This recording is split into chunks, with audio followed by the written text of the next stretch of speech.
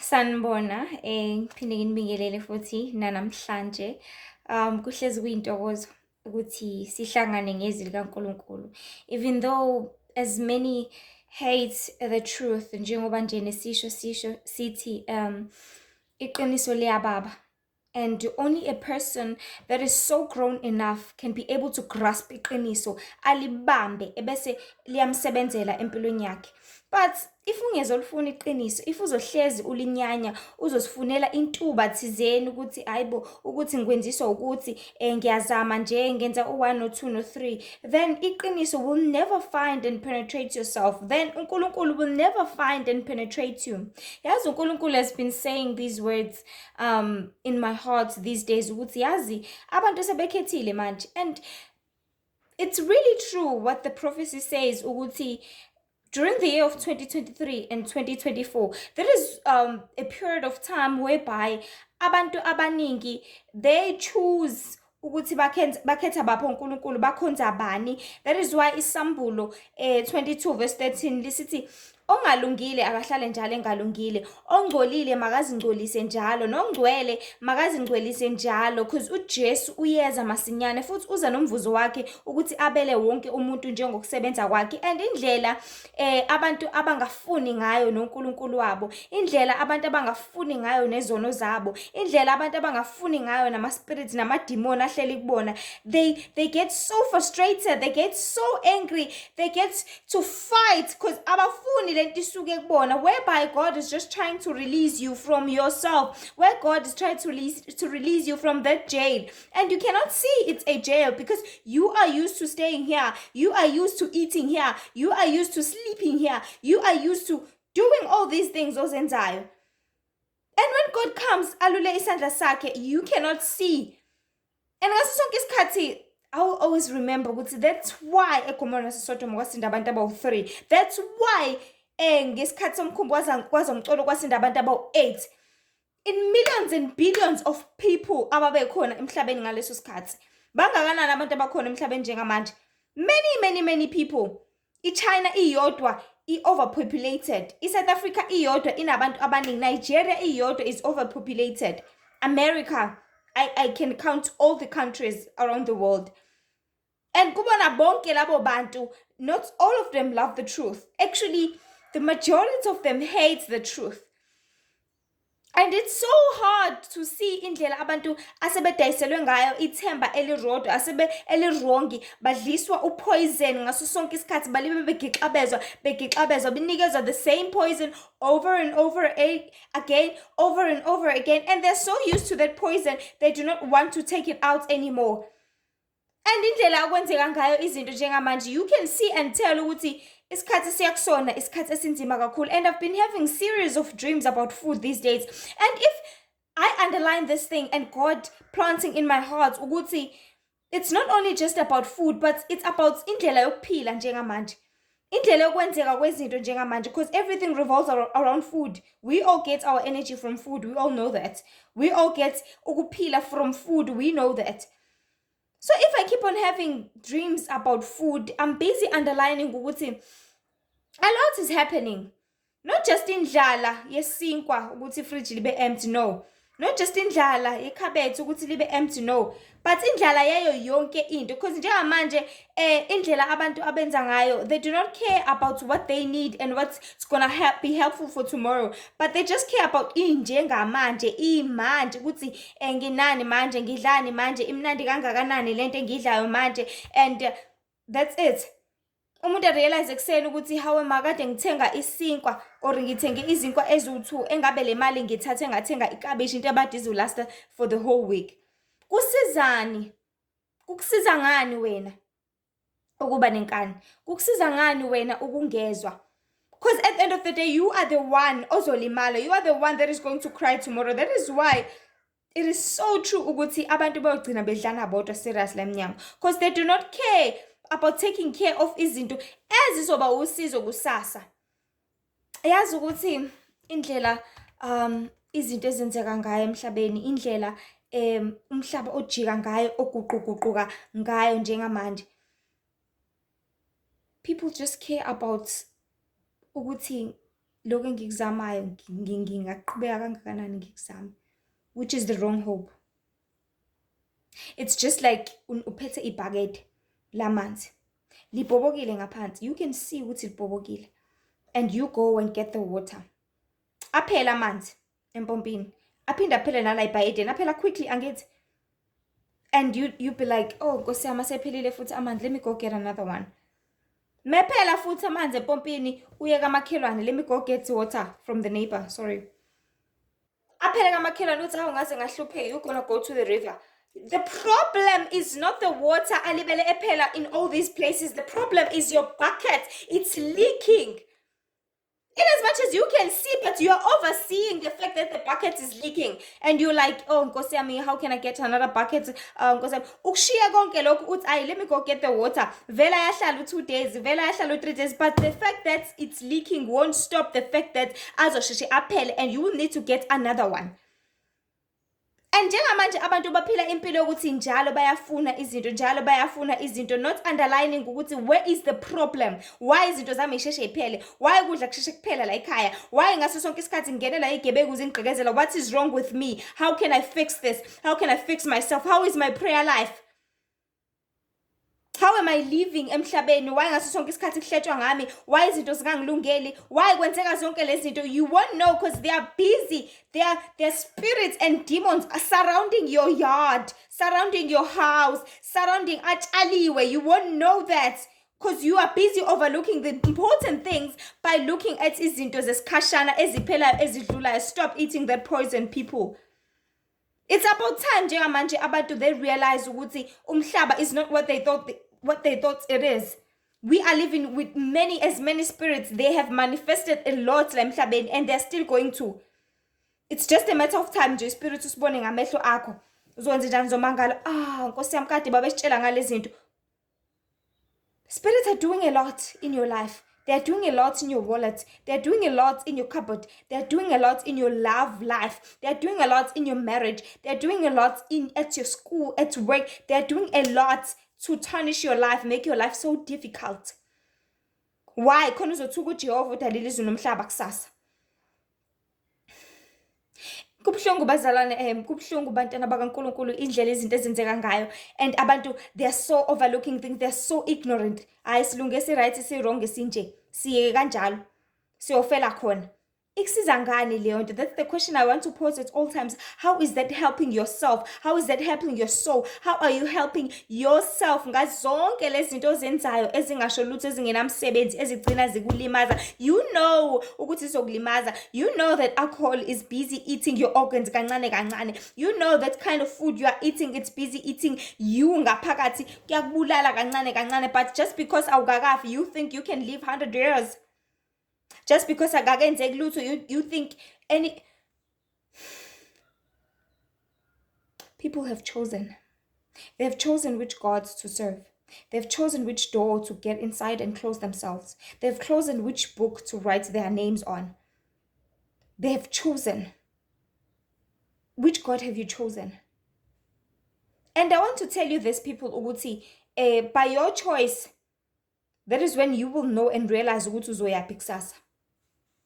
Because bonke labo nkulunkuluwana bakhona la emhlabeni. Do you not think this? Yazi, as I was busy preparing to come and do this video, uNkulunkulu bekutshela kakhulu enhliziyweni yami ukuthi yazi nami ngisakhula, I used to think ukuthi uNkulunkulu uyedwa emhlabeni. I always thought that there's only one God. If kwenzeka kanje, okay, then it's God. Then wonke umuntu ukhonza uJehova, nabaphuzayo bakhonza uJehova, nabenza nezangoma ikhonza uJehova, everything ikhonza uJehova. And I realized ukuthi that is not true. uNkulunkulu unendlela athanda ukuthi izinto zenziwe ngayo, unendlela athanda ukuthi kuphilwe ngayo, unendlela athanda ukuthi abantu benze ngayo, in proving and showing ukuthi bakhonza yena yedwa, abakhonzi laba abanye uNkulunkulu abagcwele la emhlabeni, uNkulunkulu bama-Amoni, uNkulunkulu boMowabi. And uNkulunkulu have shown himself ukuthi yena unguNkulunkulu weqiniso nje kuphela, unguNkulunkulu onomusa nje kuphela, unguNkulunkulu owenza konke. Only by the truth, that is when you will know what you are serving the real God. Only by the truth, I tell you. And alikaze-ke lajika iqiniso likaNkulunkulu lihlezi limile ingunaphakade, which is his commandments. Anjalo akaze ajika isela. Isifebe. Akaze ajika amaqiniso kaNkulunkulu, anjalo nje amile futhi ingunaphakade. The truth of God will tell you ukuthi uNkulunkulu usinyanya kanjani isono. Not to transform ukuthi hayi ngoba vele uJesu sewasifela kanjani isono cha ayikho into kanjalo. uJesu wayezogcwalisela esithunya sikaNkulunkulu ezogcwalisela ukuthi nempela uNkulunkulu sasinyanya isono ukuze ningasondeli kusona ngcono ungayicabangi le nto ngoba izokulidela ekuphingeni.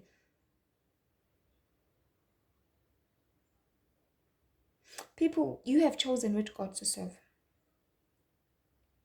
If usanyanya iqiniso namanje usatshela ukuthi yonke lento yenzayo angeke izikusize ngalutho, rather try something else ezoba noNkulunkulu phakathi, uholele uNkulunkulu ukuthi uyenze before.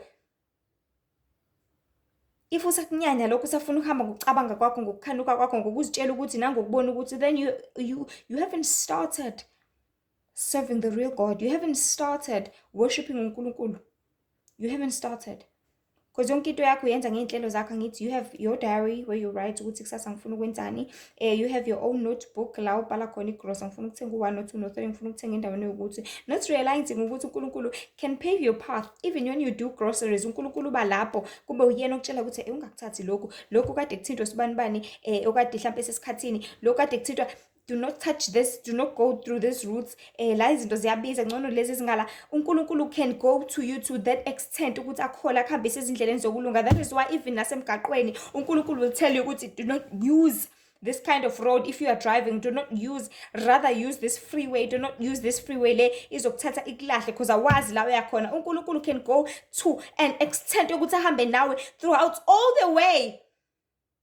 So if ngaso sonke isikhathi if uzosihlalela wena ukuthi ngifuna ukwenza ngendlela yami, ngifuna ukuhamba uma ngiyegoli, ngifuna ukusebenzisa uN1, uzokugudlisa uyale. Ikhona indlela elula, ikhona indlela engcono. uNkulunkulu want to make things easier for you, want to make things better for you, want to make things more comfortable and more safer for you, but because you do not want that, because you want to go ngendlela yakho ukuthi ayisengiplanile mina ngifuna ukwenza ukuthi, then you haven't served the living God. You haven't followed God's instructions. You haven't let God be the planner.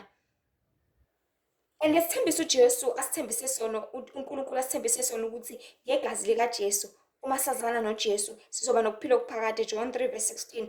Then everyone is going to mark that promise away from you because you do not want to keep it, but you want to keep your desires.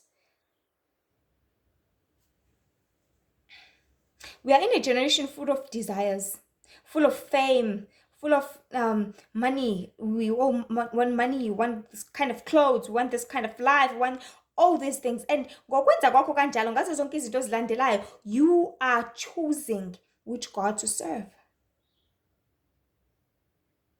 Because if uzothi ugula ufonele kuthiwa ufonele umndeni wakho hayi kunenyanga ethize esendaweni yokuthi, and you go uthathe ugeze uhambe uyeleka mhlaba uyalingana, you entering that door, you are choosing to serve that God. You are choosing that God can help you. You are choosing ukuthi lo yadokotela can make things better for you. Lo yadokotela engakulapha okudlula uNkulunkulu. You have chosen which God to serve. Unfortunately labo uNkulunkulu bakhona abagcwele la emhlabeni, they sell you wrong hope. Udokotela uzokutshela ukuthi ngeke ngize ngiqede isifo ngalamaphilisi, but sizokudambisa. Ngeke lize liphele ikhanda. Ngizodambisa nje lithi ukuthula isikhashana. Inhlungu ngeke izize iphele, ngizoyidambisa zithi ukuthula isikhashana zizobuya kusasa. Ukusize ngani lo muntu ngokudambisa nje isikhashana? Does that make sense? Ufuna kudambe wona isikhashana, ufuna kuphela. Ubani othanda ukugula? Ubani othanda isifo? Ubani othanda ukuhlupheka? Ubani othanda zonke lezi zinto? Uthi uya kumashonisa athi umashonisa hayi ngizokuboleka imali, but you're gonna need to pay it back, and you're gonna need to pay it back with more and more interest. Ufuna lokho wena empilweni yakho? Ufuna ngaso sonke isikhathi uhlezi ulandela your bucket is busy leaking and you just want to go and get that water. I just want to go get that water. What about this bucket? How about you fix this bucket first? How about you try and make means to get a new bucket? How about you ask the Lord to give you a new bucket so that when the Lord fills when ngamanzi okuphila, Isaiah 55, amanzi angakhokhela, sorry about that people, amanzi osothi masiwaphuzile ungaphinde wome. How about that? Ngaso sonke isikhathi ufuna izinto ezikhokhelwayo wena, ufuna izinto ezilandelayo, izinto ezihlushekelwayo, just because you're so used to it. Just because you're so used to money, now you want to constantly follow it. I'm not saying there's something wrong with money, people. Please hear me clearly, because imali iyona ethenga zonke izinto ozidingayo ukuze uphile, but it's just a material, it's not a value.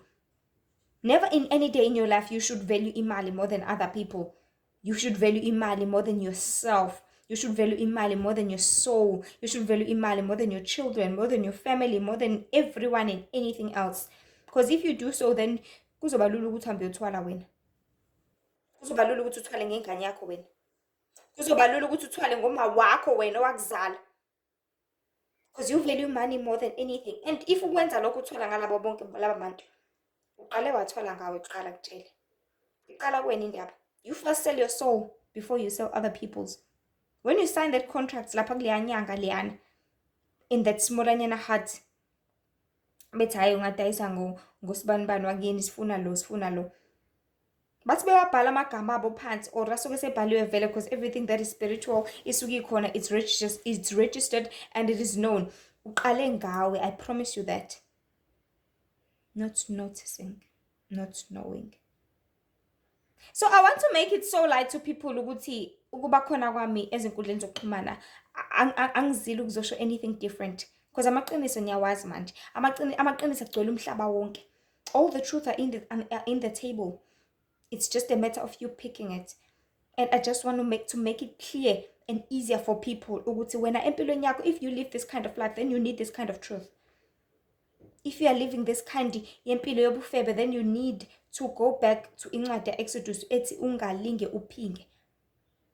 If you are living impilo yenhliziyo embi, inhliziyo elikhulu, you gonna need to go back to incwadi ezaga lapha ethi ukhona uNkulunkulu, nazi izinto ezenyanyekayo ngizizondayo emphefumulweni wami, ziyangicunula mina.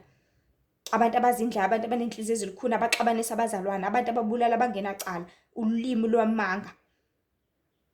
So everyone has got a problem namhlabeni. Everyone has got a sin, because munye kuphela perfect, munye kuphela umuhle kakhulu.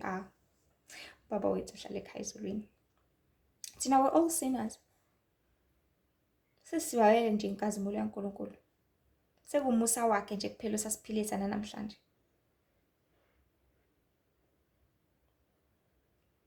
But I want you to see, introspect your life. This is a very short message. Ngifuna ukuthi ubheke impilo yakho. Ukuthi ukhethe muphi uNkulunkulu. And lo mkhethile uNkulunkulu uzokuyisa aphi kusasa. Ngoba bonke uNkulunkulu abakhona, they have got their different rules. Banemithetho yabo. Zibuza ukuthi lo uNkulunkulu omkhethile uyakwenelisa yini?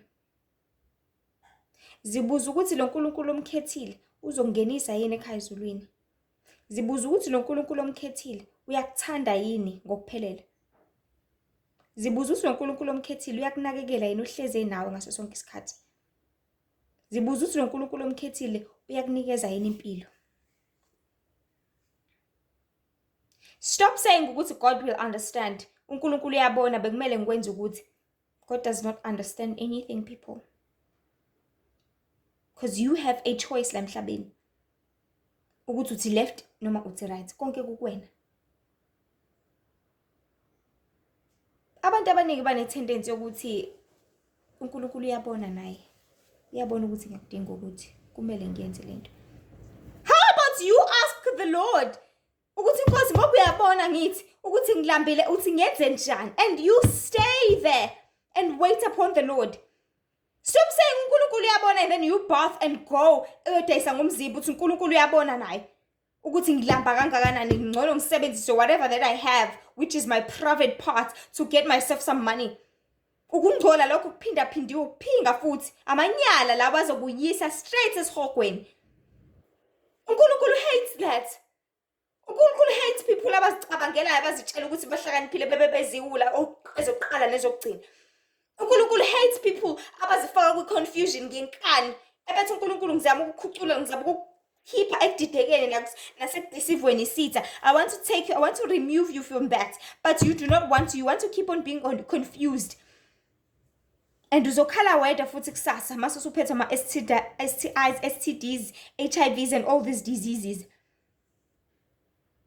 uNkulunkulu uyabona. uNkulunkulu uyazi, uNkulunkulu uyena wayekuvumeleleni ukuthi kube khona ukuthi. uNkulunkulu, which God are you serving? Ask yourself ukuthi, which book have you written your name on? And I want to tell you this, kusasekahle. Mangithi usasekahle ngisho ukuthi usaphila. Because uma usaphila kusuke sanethemba, lihlithemba kubona bonke abantu abasaphila. Ngoba basuke besangaphenduka, basuke besangashintsha, basuke besengenza kangcono kunayizolo, basuke besangenza kangcono kuna last week. Basuke besangayisebenzisa kangcono imali yabo, basuke bengasebenzisa kangcono isikhathi sabo, basuke besengenza okuhle, okuguquko nokushintsha empilweni zabo. But bantu bakaNkulunkulu, uNkulunkulu uzama ukusiza wena. Uzama ukusindisa wena, saving you from yourself.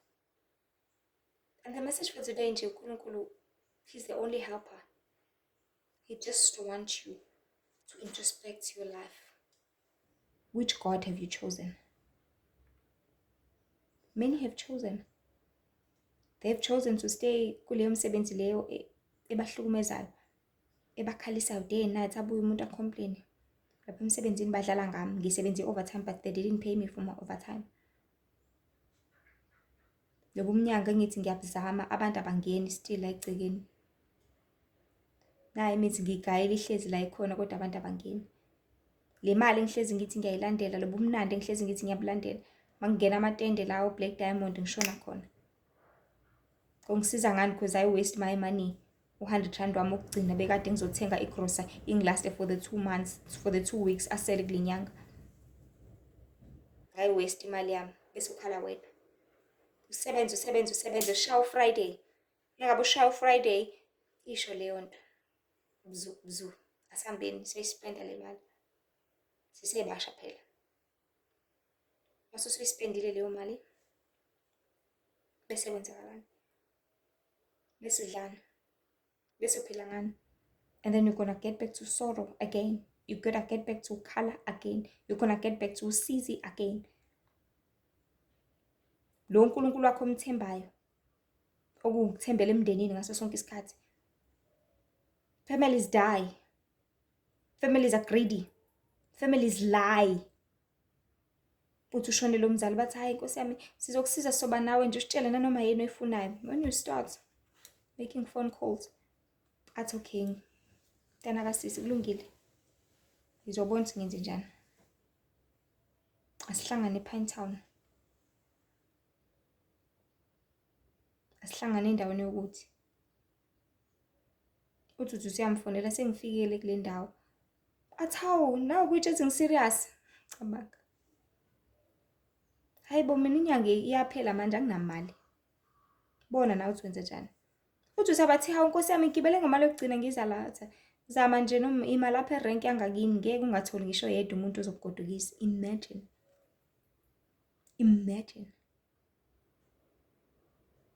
Ukhethe bapho uNkulunkulu, ukhethe laba abayemndeni, ukhethe abangani. Hawe mother, those are the worst. Labo bazohleba ngawe ngenkinga yakho. Hawu mngani soba nawe Nkosi yami uzoba right. And those are the only words abangani abashoyo. Uzoba right mngani. They help you with nothing. Ukhethe baphike. Ukhethe ukuthembela bona. Ukhethe ukuthembela komakhelwane, omakhelwane will never help you. They can just see ukuthi hawu Nkosi yami bakithi. And so what? Ekugcineni kosuku it all comes back ukuthi which God have you chosen? Because siphila ezikhathini njengamanje whereby abantu they are slowly but surely showing their true colors. They are showing ukuthi babadukisi beyikhathi zokugcina banendaba nemali, banendaba nabo, banendaba nefame, banendaba nezinto eziza kubona. Abanendaba nabanye abantu uthanda lisekho. Matthew 24 ngenxa yokwanda kokubi uthando lulizwa kuphola kwabaningi and selipholile nya. There's no more love emhlabeni. And the lockdown made it so worse. Yahlaba yahlikisa. And if it comes another one, izofaka isiqebiso sokugcina. Another one is definitely coming. I'm sure of that. Izoshaya isiqebiso sokugcina ukuthi abantu banyanyane, bazondane, babulalane sinoma kanjani. Why? Because abantu umuntu uzobe efuna lento ayifunayo. Ayithiwa kuyothengwa-ke edolobheni iy'tolo seziyavalwa. Omunye uzomphusha omunye, hayi nami ngifuna ukungena, nami ngifuna ukuthenga, nomunye kanjalo kanjalo kuningi. Only the Lord the Father can tell you ukuthi hamba manje uyothenga endaweni yokuthi ngcono uvuke ngo-5 yabo. Manje abantu sebesemsebenzini ngcono uhambe manje ngo-12 noma ngo-1. Ungahambi ngezinsuku zokuhola. Ungahambi ngezinsuku ezikanje. Ungahambi ngomhla 25, ungahambi ngomhla 15, ungahambi ngomhla ka-1. Ungahambi ngosuku leqolo. Hamba ngalolu suku uyothenga okudingayo. Only the Lord the Father can help you maneuver ngendlela ezoba nokuthula, ezoba usiza empilweni yakho. But bonke labanye uNkulunkulu, I don't know, maybe they help you guys. People have chosen ukuthi basave abantu. People have chosen ukuthi bazokhonza abantu. And-ke unfortunately siyacela ukuthi ngilikhulume iqiniso ukuthi by choosing those drugs ukuthi ufuna ukuhlala kona impilo yakho yonke, you have signed your death warrant.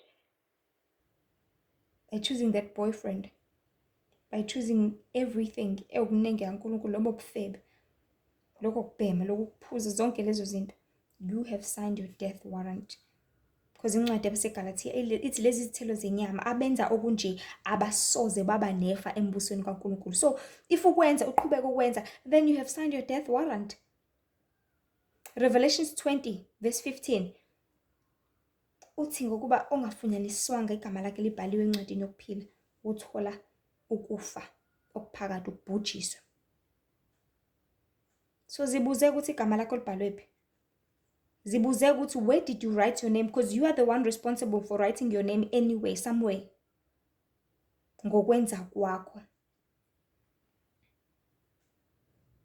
Ziningi izinto ezikhona la emhlabeni. Lobu mnandi obukhona la emhlabeni obengcusana besikhashana. God has made a promise of something big, something huge, something eternal, something unending, which is ukuphila okuphakade la ngasekho khona isono, la ngasekho khona ukufa, la ngasekho kwayena lo sathane lo hlezi egxekwa. Yena lo hlezi lutha abantu, yena lo hlezi eqambela abantu abanga. Engasekho cabanga. Usuphila ingona phakade ingasabalwa iminyaka.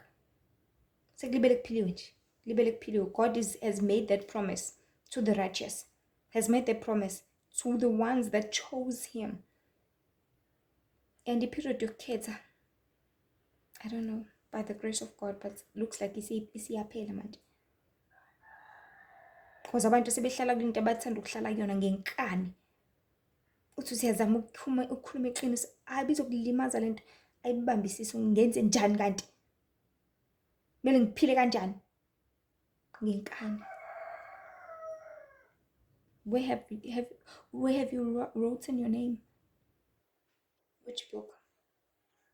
Yokuphila okuphakade noma yokufa okuphakade? Where have you written your name?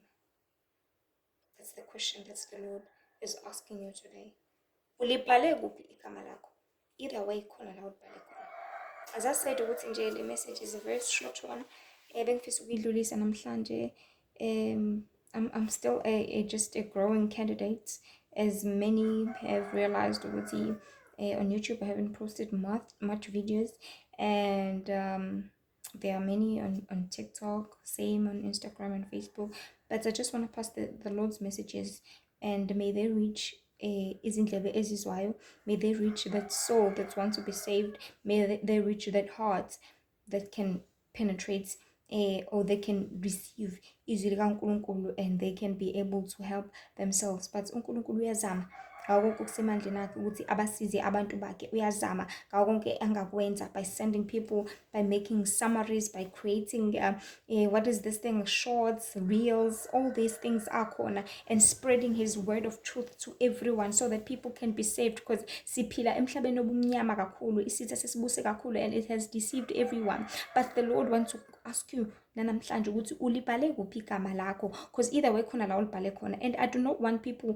ukuthi bazisole ngelinye ilanga, ngoba because ukufa kuhlezi kusemnyango kulindele ukuthi ngagwinya bani, and when sekufikile kwakugwinya, there is no turning back, akusekho ukuphenduka ngale kwethuna.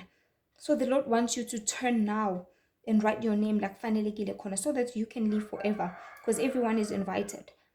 to live forever. God akakreathela, akazange aze akucreate engakuthanda uNkulunkulu. Akazange aze aqhubeka akudala engakuthanda. uNkulunkulu uyakuthanda kakhulu, but uyasinyanya lesi sono usulibe uhleli kusona over and over again, nangenkani. That is why namhlanje uNkulunkulu ekuncenga etibuyisana naye and choose him usanethuba, usanethemba ngempilo yakho, so that you can live forever. Because the Lord knows and He understands that we all desire to live forever. We all desire that comfort. We all desire izinto eziright ezingapheliyo. We all desire impilo eyamahala. Because asilalelanga ukuthi sohlupheka sothenga. I mean, umzali onjani ongathi ingane na 2 months bese lindele ukuthi izondle izithengele yona ubisi infake. Izoyithatha phi imali 2 months? So we are just children to the Lord, and the Lord just want us to trust Him. Ukuthi kube uyena osondlayo, kube uyena osinikeza konke, kube uyena osabelayo, kube uyena osenzela konke, and everything kuNkulunkulu imahala. Ayikho into ethengwayo uNkulunkulu. I promise you that. Ayikho neyodwa nencane. God just wants you to surrender your soul to Him, so that He can give you everything that you deserve. Kuzodinga ukuthi wenze ama-compromises amaningi kodwa. Kuzodinga ukuthi ushiye izinto eziningi kodwa ezikubambile ezenza ukuthi uNkulunkulu angafinyeleli kuwena. Lezo zono eziningi libe luzibamba. Labo uNkulunkulu usubakhonzile kangaka imihla yonke ukuphila kwakho lapha emhlabeni. Leave all those gods and come back to the Lord the Father. uNkulunkulu ulinde wena. Ulinde umphefumulo wakho, ulinde ukuthi umhloniphe, ulinde ukuthi umesaba, ulinde ukuthi usarende again. And may you so do that. Usanesikhathi ungaze washona, because uzozisola uma usungale kwethuna usubona ukuthi kanti ngangiseva wena. Kanti ngithi ngiyinyanga nje, hayi nenyanga phela ziyakwazi ukukhonza uJehova, kanti cha ziyizitha zikaNkulunkulu kahle. And then uye ekubhujisweni kanye nayo leyo moya leyo ohlezi uyimbathile, lawo mabhayi lawo oziqhenya ngawo. So uJesu uyakubiza, ubiza mina nawe. Ulibhale phi igama lakho?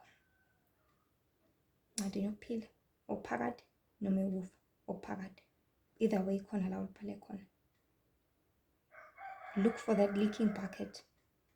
Where is the leak? Kuvuzaphi? Why ngaso sonke isikhathi kumele ngihlezi ngizama ngingumuntu? Kwenzakalani kanti? Kumele ngilungise kuphi kanti? I'm not saying impilo have to go so lavish. Kumele ihlezi imnandi. It will never be like that, because siphila emhlabeni la sihlala khona nesitha sethu. It will never be like that. But ungabi nenkani if uNkulunkulu engekho lapho. Ngoba ungabikho kaNkulunkulu kuzokwenza ukuthi leyo mpilo ikuthormente, uzukhohlwa ukuthi you need to serve the Lord. But ukuvumela uNkulunkulu ukuthi athathe indawo, uvumela uNkulunkulu ukuthi act empilweni yakho, uvumela uNkulunkulu ukuthi akunikeze konke okudingayo. That is when you will have an understanding yokuthi umthetho wakhona njengoba ngiphila impilo enzima kangaka, ngoba ngikhuleki. Yazi ngoba ngizile ukudla mina, ngisidla ukudla nje ngiyadla njalo. Ingoba ngimthemba uNkulunkulu. Ingoba ngimnika isikhathi sanele. Ingoba ngimthanda ngenhliziyo yami yonke, yazi ngimthanda kancane. Ingoba ngimthanda ngamandla wami onke, yazi ngimthanda kancane. When you realize all those things, that is when the Lord will reach out to you. That is when the Lord will find you. And then mase sokwamkelile konke lokuthulula konke kuNkulunkulu, then the Lord will give you a new bucket, and the Lord will fill the bucket with the truth. Mase hlala kuwe selikhuculula zonke izono, ila umoya kaNkulunkulu uzokwazi ukukwembatha bese yakusiza ngaso sonke isikhathi. uNkulunkulu uzama ukusiza wena nje kuphela umuntu kaNkulunkulu. Uzama ukusindisa umphefumulo wakho. So asibuyeleni kuJehova. Usasibekezelela namhlanje, usasibiza namhlanje. Buyela kuye kusanethemba. Buyela kuye kusanethuba. Buyela kuye usaphila. Cleanse yourself ngaso sonke isikhathi, uzihlambulule. Vuma izono zakho ngazo zonke ikhathi. Thukulula umphefumulo wakho, papadiso if you have not been. Bike zonke izinto, zonke izono uNkulunkulu khona uzoyihlambulula, because we live in a corrupted world. No one is holy.